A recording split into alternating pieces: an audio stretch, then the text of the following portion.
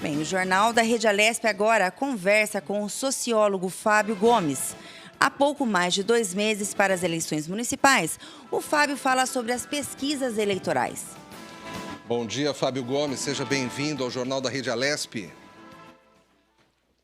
Bom dia, Fábio. É um prazer participar com vocês aí, falar para a sua audiência. E é uma honra participar desse veículo de uma importante casa legislativa brasileira. Prazer é nosso, obrigado. Fábio, podemos começar falando sobre mudanças nas pesquisas eleitorais, né? Quais foram as principais mudanças que ocorreram nessas pesquisas nos últimos tempos aqui no Brasil? As pesquisas as mudanças metodológicas sobre as pesquisas que são aplicadas em processos eleitorais aconteceram com uma aderência aos novos métodos de tecnologia, né? Sobretudo, até nas pesquisas de opinião que são aplicadas com os métodos tradicionais, sofreram a interferência ou o auxílio das tecnologias. Ficou mais seguro pesquisar, ficou mais seguro ter informações mais confiáveis. Você tem hoje o auxílio da tecnologia para georreferenciar as entrevistas, por exemplo, para gravar entrevistas que são feitas, para auditar, então, os resultados da pesquisa. Você teve um apoio muito forte. Então, no campo da pesquisa de campo, as tradicionais, essas receberam também um forte auxílio da tecnologia. Fora as outras pesquisas, que são as no campo tecnológico, nas redes sociais, comportamento do eleitor internauta. Essas também foram avanços que trouxeram muita informação qualificada para quem monitora com pesquisa. Oi, Fábio, bom dia. Quem fala é Lilian. Mais uma vez, eu sempre agradeço, né, todos os nossos entrevistados por estar aqui tirando dúvida do telespectador. Ô, Fábio, quaisquer empresas ela pode fazer, que desde que ela seja uma empresa de pesquisa, ela pode fazer uma pesquisa eleitoral ou exige algum requisito para essa empresa estar entrando nessa área? Bom, as pesquisas eleitorais, elas são de dois tipos. Você tem as pesquisas que são para publicação, e aí tem ali toda uma exigência para a publicação dessa pesquisa, do seu quadro metodológico, né? Com apoio de estatístico, com a assinatura de um estatístico. Então, você tem que ter uma estrutura para atender à lei nesse processo de divulgação de pesquisa eleitoral. Esse é um campo. Você também tem as pesquisas que são feitas para consumo próprio, né? Essas você não tem uma exigência específica de lei, embora é sempre bom estar alinhado aí com a turma das associações de empresa de pesquisa. Você está vinculado ali, é uma boa referência, porque os métodos, as conversas metodológicas, elas são refinadas a cada tempo, então você está nesse ambiente com discussão científica sobre métodos de pesquisa é importante. Mas a gente sabe também que algumas candidaturas, alguns partidos, criam até estruturas próprias de pesquisa para sondar de forma não tão rigorosa, mas que traga informações mínimas para suas tomadas de decisão. Fábio, como costuma ser realmente essas pesquisas? Quando um político procura um instituto como o seu, querendo fazer um trabalho ali próximo de uma campanha eleitoral, como se dá esse começo de todo o trabalho antes da equipe ir a campo e depois que a equipe vai a campo também colher as informações? Tem uma reunião inicial, parte de uma reunião inicial, de uma proposta de trabalho, que uma vez aceita, essa proposta ela avança para um briefing, porque é importante conhecer as demandas de quem está contratando ali. Então, eu sei que no Brasil a gente tem uma relação com pesquisa muito na superfície, e ela é considerada por muitos uma commodity. Então, as informações que geralmente se conhece e que se pede de uma pesquisa, elas são muito aquém daquilo que a pesquisa pode trazer. Então, você tem aí um tipo de cliente que conhece um pouco sobre pesquisa e às vezes é atendido por institutos que também não oferecem ou empresas que não oferecem um campo amplo para a exploração das demandas do cliente. Então, um briefing é importante para que o consumidor dessa pesquisa possa apresentar todas as suas demandas. Aí, a partir das demandas, se cria métodos, instrumentos de campo, projeções dos relatórios que serão entregues. Então, tem todo um processo que parte de conhecimento da demanda e das ofertas que as empresas de pesquisas apresentam. Ô, Fábio, agora há pouco você falou um pouco das redes sociais, o quanto isso, de certa forma, tem mudado um pouco o cenário aí das pesquisas. E eu quero entender o seguinte, só um minutinho que a gente precisa dar um recadinho, Fábio, um minuto Só um minutinho, Fábio, por favor. Você acompanha agora, a partir de agora, aqui a transmissão da CPI, Violência Sexual contra Estudantes de Ensino Superior. E você vai continuar assistindo o nosso Jornal da Rede Alesp pelo canal do YouTube.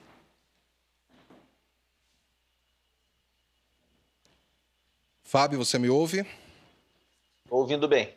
Fábio, eu falava o seguinte, que com esse aparecimento, esse avanço das tecnologias, de mais redes sociais, essa interação da sociedade com as redes sociais, que acaba mudando todo o comportamento de uma sociedade. Isso, nas últimas pesquisas, você percebe muita diferença do perfil do eleitor, da forma dele se comunicar com órgãos públicos, da forma dele se comunicar entre eles, disseminar informações.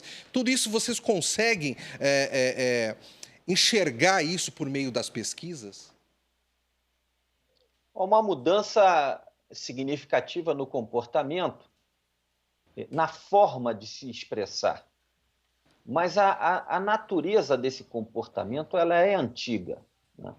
Você tem uma voz que ecoa de forma muito mais evidente do eleitor nas redes sociais, mas isso não significa que ele passou a expressar suas opiniões agora. Ele tem um veículo, vamos dizer assim. Ele tem uma forma. E ele também tem uma medição de sua audiência.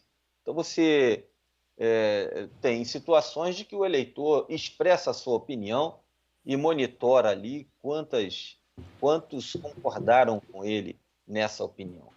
Então, isso ficou mais claro na participação das pessoas sobre o que diz respeito à política e a interação dela com outros num ambiente muito maior. Não que a interação nasceu com as redes sociais. O processo de interação, de conhecer a opinião do outro, de trocar ideias sobre política, ele é antigo, mas creio que ficava circunscrita num ambiente menor, nas interações pessoais, e extrapolou para as interações digitais, que não têm limites geográficos, né? Então, você tem ali uma potencialização de um comportamento que já estava presente nas pessoas, mas também incentivou outras participações e outras formas de participar, porque ficou mais evidente essa participação e a opinião do outro sobre aquilo que cada um pensa. Ô, Fábio, você acredita que vamos dizer, um eleitor duvidoso, ao ter acesso a uma pesquisa, muitas vezes ele consegue definir o voto dele ali naquele momento? Eu acredito que as pesquisas publicadas, elas de fato influenciam as pessoas. Porque isso é uma demanda, é uma necessidade do ser humano de saber o que o outro pensa. A psicologia chama isso de alteridade. Eu defino a minha identidade também pela identidade do outro. Isso para o consumo, para as formas de pensar, para as discussões dos temas cotidianos. E nos processos eleitorais isso não é diferente. Agora, as pesquisas não são, agora, com as redes sociais, a única fonte para se conhecer a opinião do outro. Porque quando você entra ali nas suas redes e você observa a discussão política daqueles que estão ali na sua rede social, na plataforma que você utiliza, você tem uma visão também, além da pesquisa, sobre os temas que se discute, sobre a disputa eleitoral, sobre os candidatos. Creio que a pesquisa é mais um elemento. Até pouco tempo, quem sabe, antes das redes, era o único, né? E com as redes sociais você tem aí um outro elemento em que as pessoas buscam, na opinião do outro, a formação da sua própria opinião. Fábio, agora há pouco você comentou sobre a superficialidade que se é tratado, que se é visto as pesquisas no Brasil ainda, infelizmente, né? E você acredita que isso acontece devido a quê exatamente? Por exemplo, uma coisa que eu vejo muito às vezes são as pessoas desconfiarem das pesquisas, né? Então, se a pesquisa favorece o candidato dela, ela fala, que legal, meu candidato está em primeira, meu candidato está liderando. Se não favorece, essa pesquisa está errada, essa pesquisa tá mentindo. Por que existe tanta desconfiança em cima da pesquisa ainda no Brasil? O primeiro fator é que os consumidores de pesquisa consomem resultados e não pesquisa. Então, os resultados que agradam são mais, quem sabe, são melhor recebidos, né? A gente sempre brinca nas apresentações de pesquisa que fazemos o tempo todo, e tem uma sociologia dos recebedores de pesquisa, em que se a pesquisa está melhor do que ele imaginava, o instituto está puxando o saco do contratante, se está pior, o instituto é incompetente, errou, e se o instituto acerta de fato aquilo que as pessoas esperavam, que o contratante esperava da pesquisa, então não precisava fazer pesquisa. Então a chance da pesquisa ser um agrado para a vida de quem recebe é muito pequena, assim, para esses que consomem somente resultado e não consomem a pesquisa com aquilo que ela pode oferecer, informações estratégicas para dialogar com seus públicos. Eu acho que isso que é a natureza principal da pesquisa. Ela é um instrumento de diálogo, né? Agora, veja só uma coisa, nós fizemos uma pesquisa para um banco, tempos atrás, aqui nas periferias de São Paulo, nos diversos bairros, para saber o espírito empreendedor. Essa pesquisa foi publicada em alguns veículos aí da cidade de São Paulo. Qual é a cabeça do empreendedor, por exemplo, fazendo um paralelo com as pesquisas políticas? É aquele sujeito que pensa em ser empreendedor, o jovem que pensa em ser empreendedor, na cabeça dele não tem um pensamento formado estrategicamente. Para ele é arregaçar a manga e ir à luta. Então, a pesquisa na política é um pouco isso também. Muitos políticos acham que é só arregaçar a manga e ir para a luta, e pedir voto, etc. Só que ele esquece que, muitas das vezes, o eleitor se manifesta sobre ele nos processos de pesquisa. E a pesquisa traduz ali a reação dos eleitores a essa ação política de arregaçar a manga e ir para a rua. Porque esse diálogo tem que acontecer e estar de olho na reação das pessoas é fundamental. Ô, Fábio, esse ano, né, vai ser um ano atípico referente às eleições, principalmente como modo, né, o modo operandi dos candidatos para fazerem as propagandas políticas. Você acha que isso vai influenciar também o meio de fazer a pesquisa, o meio de ter o resultado de uma pesquisa em loco, como virtualmente? Olha, eu creio que nós fomos empurrados para fora do ninho com a pandemia para vários fatores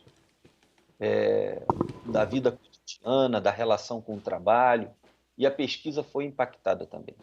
Então, até pouco tempo, ter um escritório numa grande avenida era o principal fator de uma empresa, por exemplo, de consultoria, de uma empresa que atende outras empresas. E o trabalho em casa era colocado um pouco de lado, porque as empresas tinham medo disso. Medo do novo, medo de testar, embora isso possa trazer muitos benefícios, né? E aí as empresas começaram a se acostumar com essa realidade e a relação com o trabalho está mudando. A relação das pessoas e dos clientes, das empresas e dos políticos com pesquisa era um pouco assim.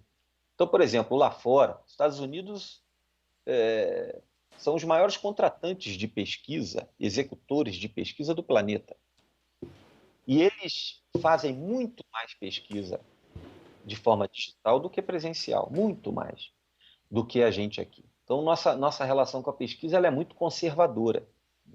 Mas com a pandemia, o meio político começou a entender que não, entre ficar sem informação alguma e partir para a aplicação de novos métodos, eles foram para a aplicação de novos métodos.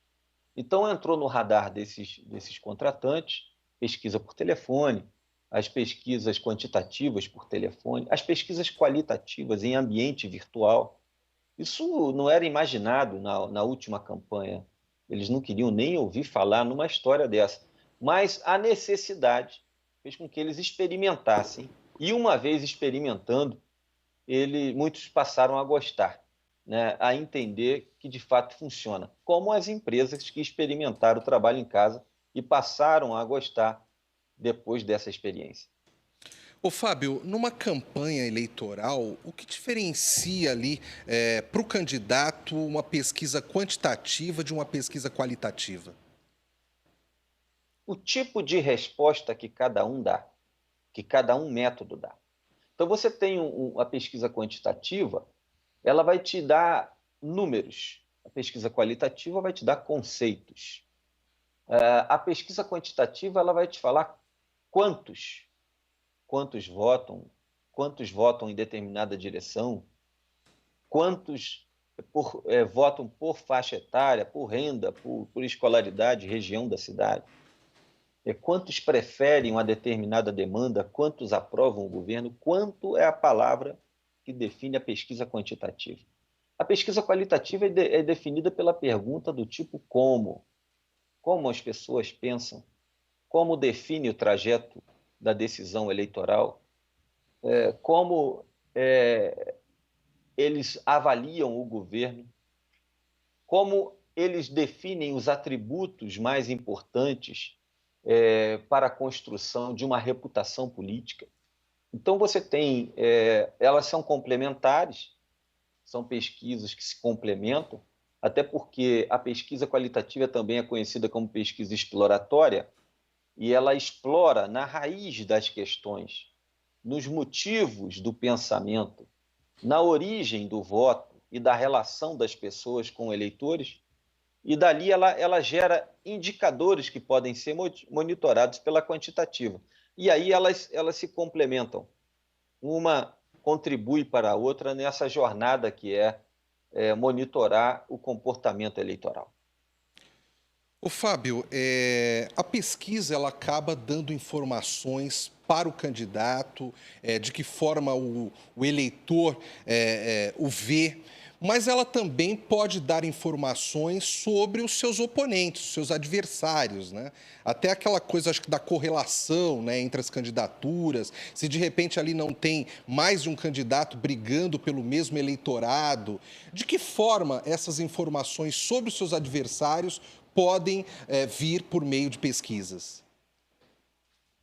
Você tem na pesquisa uma coisa muito interessante, que você tem as questões que são sondadas diretamente, com perguntas diretas, e alguns temas da pesquisa, você às vezes tem dificuldade para o eleitor entender perguntas mais complicadas, e às vezes fica até difícil de você formular com uma pergunta, uma questão, então você tem que resolver isso com algumas questões aplicadas e com análise estatística de dados. Então tem muito indicador em pesquisa quantitativa que auxilia a sua leitura. Então, por exemplo, essa questão das correlações entre candidaturas, ela advém de análise sofisticada na estatística. É mais do que a pergunta direta, mas é uma análise multivariada, de muitas variáveis da pesquisa, né, sendo lançadas ali num software de análise estatística para poder se tirar aí essas análises mais sofisticadas. Então, você tem ali grupos de eleitores que estão voltados para algumas candidaturas, então você tem um perfil desses grupos, você tem os candidatos que se alinham no mesmo perfil eleitoral, portanto, brigam no mesmo território, pode ser geográfico, ou no mesmo perfil do eleitor. Então, você tem ali, através da análise estatística de dados, muita informação para dizer, olha, candidato A pode se juntar ao candidato B. Candidato C não se junte ao candidato D, porque os seus eleitores são antagônicos. Esse tipo de informação estratégica são fundamentais. Agora, além disso, a pesquisa, ela de fato e eu sempre repito isso, Fábio, ela é um veículo de diálogo, porque essa comunicação política, quando ela é estruturada de forma dialógica e não monológica, a pesquisa tem um papel importante para quem a contrata, porque o debate, a relação política do candidato com os eleitores de forma monológica, ela já caiu por terra. Não é um monólogo, é uma reação que vem a cada ação política que precisa ser medida. Bem, Fábio, muito obrigada aí por ter participado, tirado nossas dúvidas e até um próximo encontro aqui. Muito obrigada, Fábio. Obrigado, bom dia, Fábio. Bom dia, muito obrigado.